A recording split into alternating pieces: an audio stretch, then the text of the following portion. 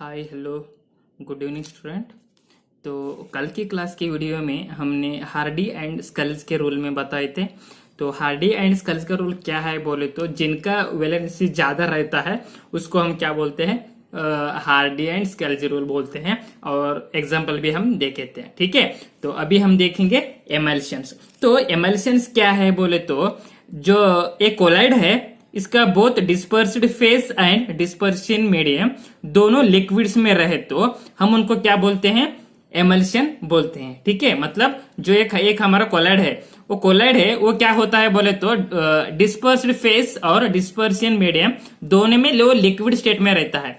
तो liquid state में रहे सो को हम क्या बोलते हैं बोले तो एमल्शंस बोलते हैं। तो वो दो टाइप्स का एमल्शंस होता है, एक ऑयल डिस्पर्स्ड इन वाटर और एक क्या है वाटर डिस्पर्स्ड इन ऑयल। इधर देखो ऑयल भी क्या है लिक्विड है, और वाटर भी क्या है लिक्विड है, मतलब हो रहे ना एमल्शन। और इधर क्या है वाटर भी लिक्विड है और ऑयल भी लिक्विड है, मतलब दोनों लिक्विड रहना उसको हम क्या बोलते हैं, एमल्शंस बोलते हैं। Emulsions are two types, one is oil dispersed in water, another one is water dispersed in oil, ठीक है। तो हम देखेंगे अभी एक का। तो ऑयल डिस्पर्स्ड इन वाटर किसको बोलते हैं बोले तो अगर तुम एक बीकर में पहला ऑयल लिए उसके बाद तुम वाटर डाले तो इधर वाटर क्या होगा, water it acts as dispersion medium, ठीक है। तो इसको एग्जांपल लिए तो ऑयल डिस्पर्स्ड इन वाटर को एग्जांपल लिए तो देखो मिल्क एंड वैनिशिंग क्रीम।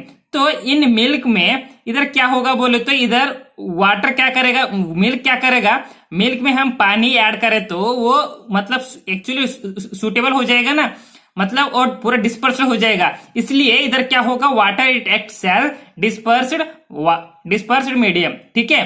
तो emulsions of oil in water are unstable. इधर क्या होगा, ऑयल एंड वाटर क्या होगा, इधर अनस्टेबल होगा। तो इधर एमल्सिंग एजेंट्स कौन कौन सा है बोले तो ये प्रोटीन्स है, गम्स, सोप्स, ये सभी क्या है एमल्सिफाइंग एजेंट। तो एमल्सिफाइंग एजेंट किसको बोलते हैं बोले तो हम लास्ट में बता दूंगा वो नोट में, ठीक है। तो अभी नेक्स्ट टॉपिक है वाटर डिस्पर्स्ड इन ऑयल। तो इसको हम शॉर्टकट में भी बोलते हैं W/O टाइप, ठीक है। तो ये पिछली में क्या हो रहा था, उधर water it acts as a dispersion medium हो रहा था। लेकिन अगर सेम तुम एक बीकर में पहला वाटर लिए उसके बाद ऑयल डाले तो ऑयल क्या करेगा, ऊपर ठहरेगा, मतलब oil acts as dispersion medium, ठीक है। तो एग्जांपल कौन कौन सा है बोले तो बटर एंड क्रीम है। तो इसमें एमल्सिंग एजेंट्स आप कौन कौन सा रहता है बोले तो heavy metals, salts of fatty acids, alcohols, ये सभी क्या है वाटर डिस्पर्स इन ऑयल में एग्जांपल होता है, ठीक है। तो अभी हम देखेंगे कोलाइड्स अराउंड अस। तो कोलाइड्स अराउंड अस बोले तो क्या है बोले तो जो हमारा आसपास, जो हम केमिस्ट्री ऑफ एवरीडे लाइफ में जो हम जितना यूज करते हैं ना वो क्या है बोले तो हमारा आसपास सभी कोलाइड से बना हुआ है। कौन कौन से देखो, blood and proteins are colloidal. कैसे, तो ब्लड बोले तो अगर आप सब्जी बनाने के लिए एक्चुअली ऑनियन कट कर रहा बोल के सोचो, ऑनियन कट करने के वक्त आपको हाथ को लगे तो खून आ जाएगा, ठीक है। तो अगर खून आए तो वो खून को ऐसे ही वो ब्लड जाएगा। अगर वो ब्लड ऐसे जाने के लिए उसको ब्लड को हम रुकना बोले तो हम क्या करते हैं, फेरिक क्लोराइड बोल के ये केमिकल ऐड करते हैं। अगर फेरिक क्लोराइड ये केमिकल उसके हाथ के ऊपर ये करे तो जब क्या होगा, हमारा ब्लड पूरा रुक जाएगा, मतलब वो क्लॉट हो जाएगा, ठीक है। उसको हम क्या बोलते हो, ब्लड प्रोटीन सर वो कोलाइडल है। कौन सा ये केमिकल यूज करते हैं, फेरिक क्लोराइड यूज करते हैं, ठीक है। और एक क्या है बोले तो food articles like milk, butter, halwa, ice cream, ये सभी क्या है बोले तो उसमें भी हमारा कोलाइड पार्टिकल्स रहता है, ठीक है। और देखो डस्ट पार्टिकल्स इन एयर। तो जो हमारा एटमॉस्फेयर है उधर डस्ट पार्टिकल्स रहता है, उसमें क्या होता है बोले तो हमारा स्काई क्यों ब्लू रहता है बोले तो और सभी हमारा एटमॉस्फेयर डस्ट पार्टिकल से बना होके उसमें ब्लू कलर ज्यादा वेवलेंथ होके वो क्या करता है बोले तो ऑब्जर्व होता है। ऑब्जर्व होके हमारा कैसा दिखता है बोले तो स्काई ब्लू कलर में दिखता है, ठीक है।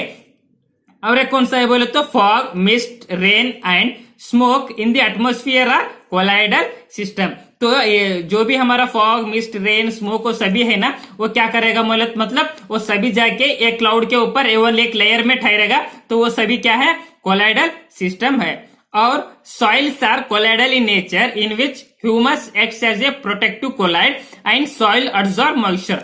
मतलब सॉइल्स भी क्या है बोले तो ये कोलाइडल नेचर है। कैसा है बोले तो ह्यूमस बोले तो एक्चुअली वो सॉइल का, जब सॉइल के ऊपर जब पहला बार बारिश गिरता है ना, वो स्मेल आते हैं ना, उसको हम क्या बोलते हैं, ह्यूमस बोलते हैं। वो क्या करता है बोले तो वो एक प्रोटेक्टिव कोलाइड की तरह वो काम करता है।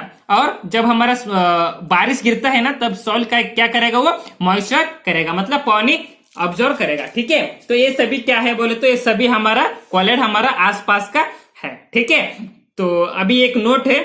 नोट बोले तो एमल्सिफायर किसको बोलते हैं बोले तो एक सब्सटेंस है, वो क्या करता है बोले तो इनका स्टेबिलिटी इंक्रीज करे तो हम उसको क्या बोलते हैं, एमल्सिफायर बोलते हैं। मतलब एक जो भी हो, एक सब्सटेंस हो, उसका स्टेबिलिटी इंक्रीज करे तो उसको हम क्या बोलते हैं, एमल्सिफायर बोलते हैं। ठीक है, तो एग्जांपल कौन सा है, सोप। तो सोप क्या होगा, ये एमल्सिफायर एजेंट्स की तरह काम करता है। ठीक है, तो अभी हम देखेंगे एप्लीकेशंस ऑफ कोलाइड्स। तो एप्लीकेशंस ऑफ कोलाइड बोले तो ये आपका चैप्टर का लास्ट टॉपिक है। तो कोलाइड्स कहां कहां पर हम यूज करता है बोल के देखेंगे। तो पहला है इंडस्ट्रियल प्रोडक्ट। तो आजकल इंडस्ट्रियल प्रोडक्ट में हम बहुत कोलाइड्स पार्टिकल्स यूज कर रहे हैं। कैसे, paints, inks, synthetic plastics, rubber, graphite, lubricant, cements are colloidal solution. तो ये पेंट्स जो है ना, जो भी हमारे वो एशियन पेंट्स हो, और जो हमारा पेन का इंक है, और प्लास्टिक्स है, रबर्स है, तो ये सभी में क्या करेगा, ये कोलाइडल पार्टिकल से बना हुआ रहता है। ये सभी इंडस्ट्रियल में यूज करता है। ठीक है, तो और क्या है बोले तो रबर इंडस्ट्री।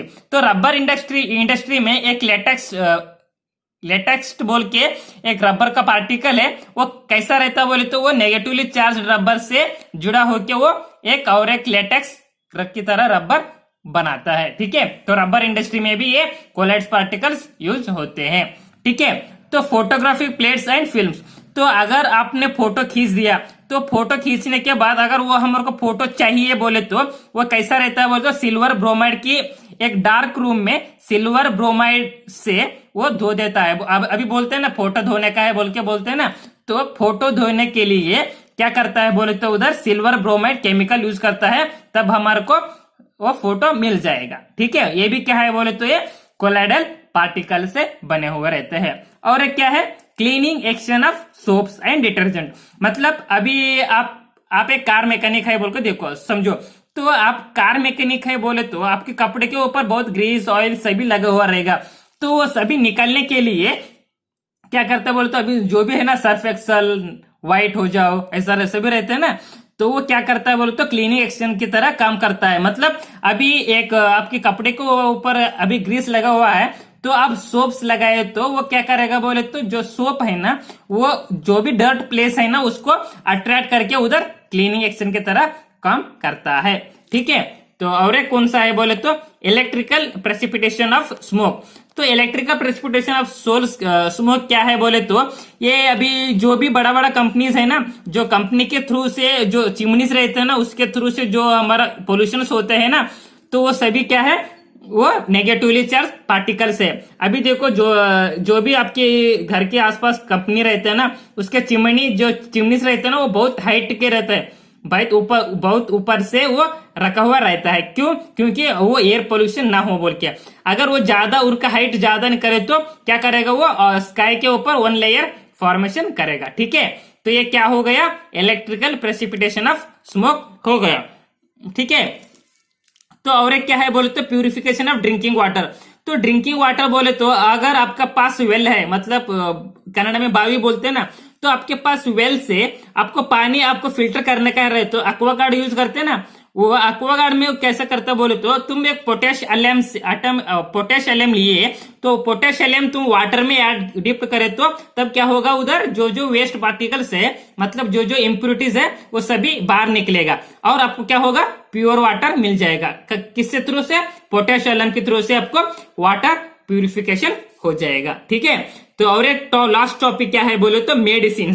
तो मेडिसिन बोले तो आजकल सभी मेडिसिन क्या बन रहा है बोले तो कोलाइडल से बने हुए रहते हैं। तो अगर ये कोलाइडल मेडिसिन रहते हैं ना, ये बहुत इफेक्टिव रहता है। क्यों रहता है? क्योंकि वो लार्ज सरफेस एरिया है, इसकी वजह से अगर एक टैबलेट 250 mg कर रहे सो 350 mg से तुम टैबलेट लिए तो तब क्या होगा, तुम्हारे को वो बहुत इफेक्टिव हो जाएगा और उसका डिसएडवांटेजेस भी हो जाएगा। ठीक है, तो ये क्या हो गया, मेडिसिन जो भी है वो कोलाइडल पार्टिकल से बना हुआ है। और क्या होगा, क्योंकि वो बहुत लार्ज सरफेस एरिया है। ठीक है, एग्जाम्पल कौन सा है बोले तो Argyrol is a silver sol used as a eye lotion. मतलब अगर आपको आंखें दुख रहा है तो मतलब एक अर्जियोरेल बोल के एक टैबलेट है, वो कैसा हुआ, मतलब वो सिल्वर सोल से बना हुआ है। ठीक है, तो ये क्या हो गया आपका एप्लीकेशन ऑफ कोलाइड हो गया। ठीक है, तो अभी ये लास्ट टॉपिक है गोल्ड नंबर। तो गोल्ड नंबर किसको बोलते हैं बोले तो इंपॉर्टेंट है 1 मार्क्स के लिए। तो the number of milligrams of the protective colloid needed to prevent coagulation of 10 ml of gold sol on addition of 10% of NaCl solution. मतलब एक जितना भी नंबर ऑफ मिलीग्राम्स रहने दो वो प्रोटेक्टिव कोलाइड रहने दो, वो कैसे प्रिवेंट करता है बोले तो अगर तुम्हारे पास 10 ml ऑफ गोल्ड सॉल्यूशन रहे तो उसको कितने करना, 10% ऑफ NaCl सॉल्यूशन ऐड करना, तो उसको हम क्या बोलते हैं, गोल्ड नंबर बोलते हैं। अगर आपके पास 20 ml ऑफ गोल्ड सॉल्यूशन रहे तो आप कितने ऐड करना, 20% ऑफ NaCl ऐड करना। ठीक है, तो ये क्या हो गया, गोल्ड नंबर हो गया। और इंपॉर्टेंट क्वेश्चन मैं बाद में दूंगा। आज से क्या होगा, आपका ये चैप्टर खत्म होगा। ठीक है, तो अच्छा पढ़ो। अगर कभी क्या करो, सब्सक्राइब टू दिस चैनल। ठीक है, ओके, थैंक यू।